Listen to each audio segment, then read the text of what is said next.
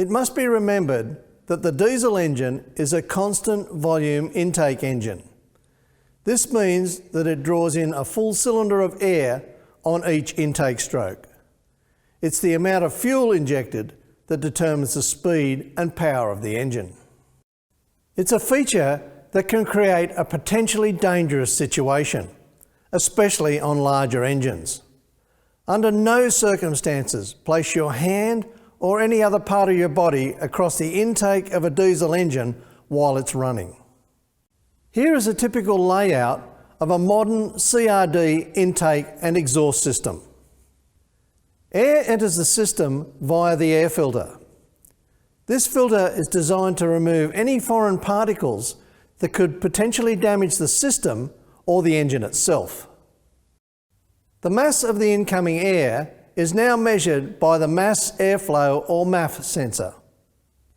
In a petrol engine, the quantity of air is used to calculate the quantity of fuel to achieve a 14.7 to 1 air-fuel ratio.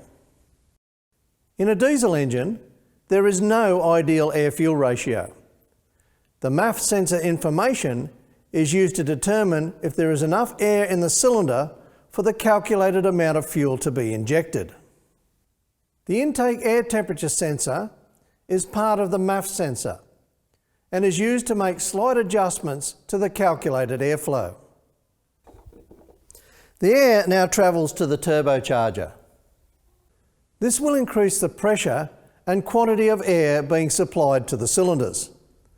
The more air you have in the cylinders, the more fuel you can add, thereby increasing the power output of the engine. Increasing the pressure of the air also increases its temperature. This not only affects the density of the air, but also increases combustion temperature.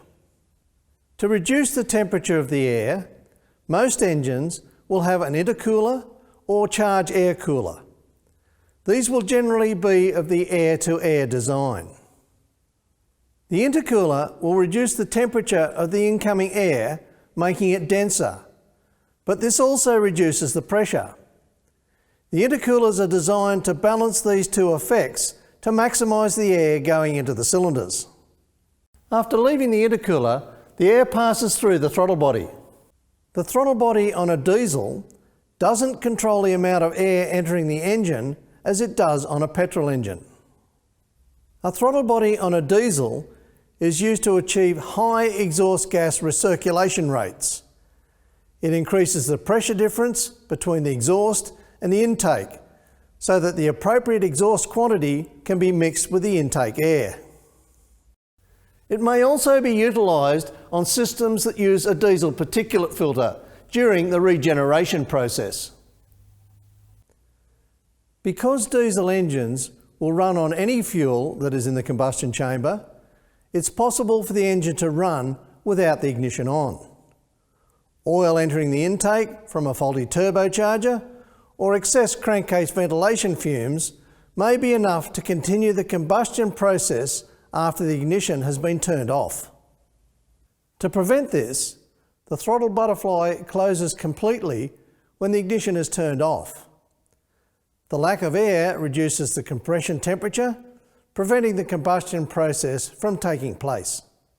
Some diesel engines will have intake runner or swirl control.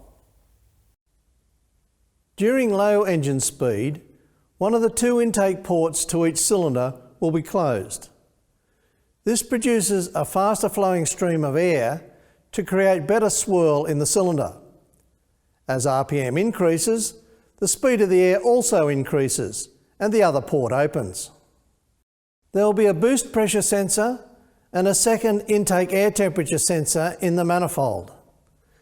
The information from these sensors and other sensors will help the ECM to calculate the maximum amount of fuel that can be injected. Once the combustion process has taken place, the exhaust will be expelled from the engine. Exhaust gas recirculation, or EGR, may now come into effect. Due to the high combustion temperatures associated with diesels, oxides of nitrogen, or NOx emissions, are a problem. Under certain driving conditions, some of the exhaust gas can be recirculated into the intake. This will help lower combustion temperatures, thereby reducing NOx emissions. The EGR operation is monitored by the ECM via the MAF sensor. When the EGR valve is opened, the throttle butterfly will close slightly, and the ECM will look for a reduction in flow from the MAF sensor. If this decrease in airflow is not detected, then the throttle butterfly will close a little more to increase the low pressure area in the manifold.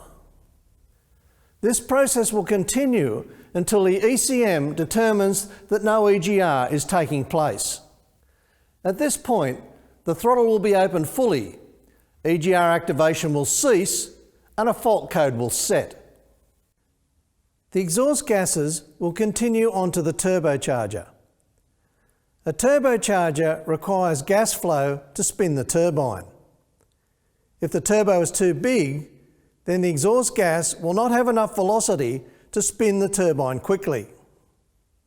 Making the turbo smaller will allow the turbine to spin faster sooner, but may cause a restriction or overboost at higher engine speeds. There are two methods to deal with this problem. One is to use a wastegate, and the other is to use variable vane or variable nozzle geometry. A wastegate on a turbocharger is designed to reduce the amount of boost that can be obtained in the intake manifold. This is done by bypassing some of the exhaust gas around the turbine. One of the problems with this system is that it doesn't use all of the exhaust's energy. A variable vane turbocharger is designed to produce the best boost pressure for a given engine speed and are used on most modern diesel engines. The turbocharger vanes vary the amount of boost pressure by altering the way the exhaust gases flow past the turbine. The ECM utilises a turbocharger nozzle control solenoid valve and the boost pressure sensor to control the turbocharger vanes.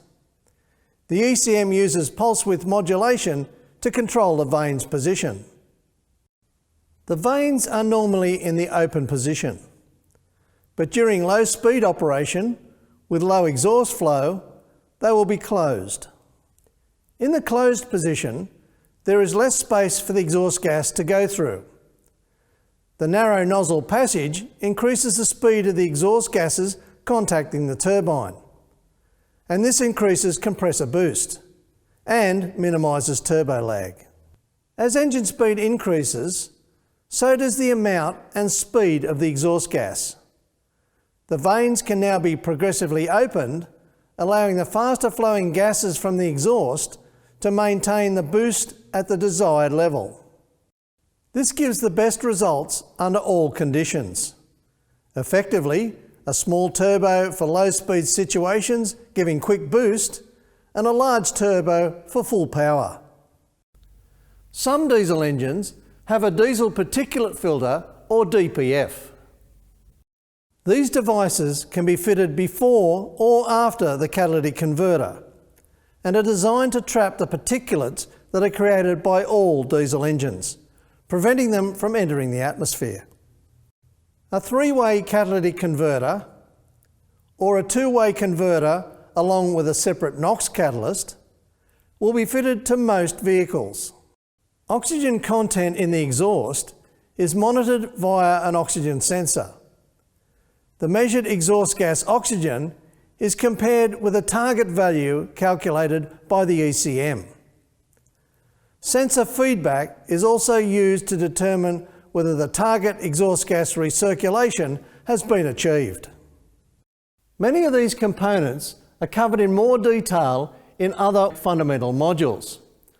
All of these modules combine to give you a thorough understanding of system operation. And remember, training is the key to your success. Bye for now.